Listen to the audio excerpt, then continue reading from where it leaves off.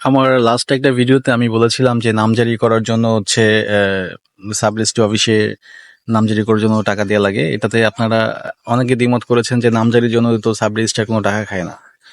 তো এখানে আমি আপনাদের একটা ভুল ভাঙাই দিই, বা আমি আসলে কি বলতে চেয়েছি সেটা ভাঙাই দিচ্ছি।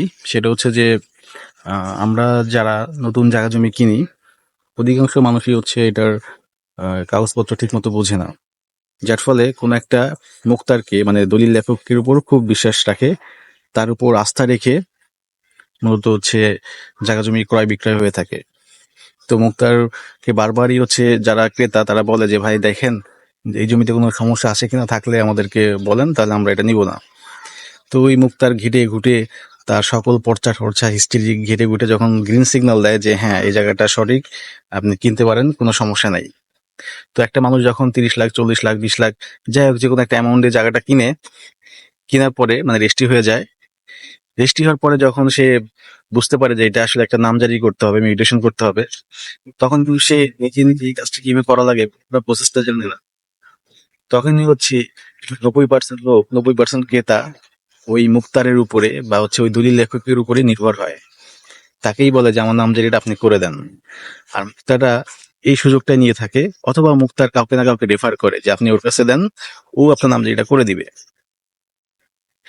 তখন যেটা হয়, ওই মুক্তার অথবা মুক্তার যাকে রেফার করে সে এই যারা জমি কিনলো তাদের কাছে ডিমান্ড করে 15-16 হাজার টাকা খরচ হবে, কোথাও কোথাও 20 হাজার, কোথাও কোথাও 30 হাজার।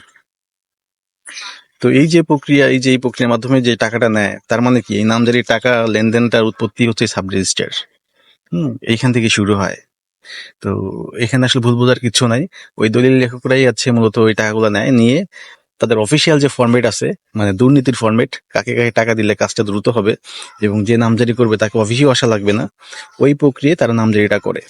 মাঝখান থেকে যেটা হয়, আপনার আমার পকেট থেকে টাকা বের হয়ে যায়, এবং কখনো কখনো এটা 6 মাস, কখনো কখনো 1 বছর, কখনো কখনো ক্ষেত্রে 2 বছরও এটা ঘোরাঘুরি হয়। হুম। কিন্তু সরকার চাচ্ছে কি যে একজন ক্রেতা সে যেন সরাসরি আপনার নিজে নিজে একা একা নামজারি করতে পারে। কিন্তু যেহেতু সিস্টেমটা একদম নতুন, আর আমাদের বাংলাদেশের মানুষ এখন অনলাইনের সাথে অতটা পরিচিত না, যার ফলে এদের সময় লেগে যায়। আর তখনই আমরা কি করি, আমরা হচ্ছে ওই মুক্তারের উপরে ভরসা করি, মুক্তারকে দায়িত্বটা দিয়ে দিই। তো আমি পার্সোনালি মনে করি যখন জমি একটা রেজিস্ট্রি হবে, এই রেজিস্ট্রির সাথে কেন এটা অটোমেটিকলি নামজারিটা যে কিন্তু তার নামে হবে না? কারণ রেজিস্ট্রির আগেই তো যাচাই বাছাই করা উচিত এই জায়গাটা যার থেকে আমরা কিনতেছি তার অংশ আছে কিনা, সেই দাগে তার মূল অংশ আছে কিনা, নাকি অন্য কোথাও বিক্রি করে ফেলছে, এই হিস্ট্রিগুলোতে দেখা যায়। এমন একটা সিস্টেম করতে হবে, অর্থাৎ আপনি রেজিস্ট্রি করলে রেজিস্ট্রির সাথে সরকারিভাবে নামজারির যে ফি সেটাও জমা নিয়ে নিতে হবে, এবং ওই রেজিস্ট্রির সাথেই নামজারিও কমপ্লিট হয়ে যেতে হবে। তাহলে হয়তো আমরা সাধারণ মানুষ যারা আছি এরা ভোগান্তি থেকে রেহাই পাবো। ধন্যবাদ সবাইকে।